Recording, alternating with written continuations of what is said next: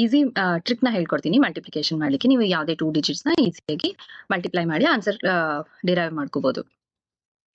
ಮೊದಲನೇದು ಇಲ್ಲಿ left to right ಹೋಗ್ತೀವಿ. 2 3s ಬರ್ಕೋತೀವಿ ಫಸ್ಟ್ ಅಲ್ಲಿ, ಅದು 6.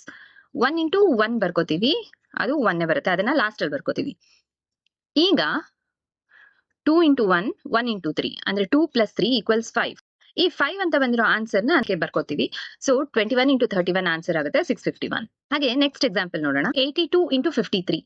ಇಲ್ಲಿ ನಾವೇನ್ ಮಾಡ್ಕೋತೀವಿ, 8 5s 40 ಮೊದಲನೇ ಸೆಲ್ ಅಲ್ಲಿ ಬರ್ಕೋತೀವಿ. ನೆಕ್ಸ್ಟ್ 2 3s 6 ಅದನ್ನ ಲಾಸ್ಟ್ ಅಲ್ಲಿ ಬರ್ಕೋತೀವಿ. ಮತ್ತೆ ಮಧ್ಯದ ನಂಬರ್ ನ ಹೇಗ್ ಡಿರೈವ್ ಮಾಡೋದು ಅಂತ ತೋರಿಸ್ತೀನಿ ಈಗ. 8 3s 24, 2 5s 10 ಎರಡು ಆಡ್ ಮಾಡಿದ್ರೆ ಬರೋ ನಂಬರ್ 34. ಆ 34 ನಂಬರ್ ಅಲ್ಲಿ 4 ನ ನಾವು ಬರ್ಕೋತೀವಿ, ಆದ್ರೆ 3 ನ ಕ್ಯಾರಿ ತಗೋತೀವಿ. 3 ನ ಕ್ಯಾರಿ ತಗೊಂಡ್ಮೇಲೆ 40 plus 3 43 ಆಗುತ್ತೆ. ಸೊ 82 into 53 4346 ಆನ್ಸರ್ ಬರುತ್ತೆ. ಮತ್ತೊಂದು ನಂಬರ್ಗೆ ಟ್ರೈ ಮಾಡೋಣ ಇದೇ ಮೆಥಡ್ ನ.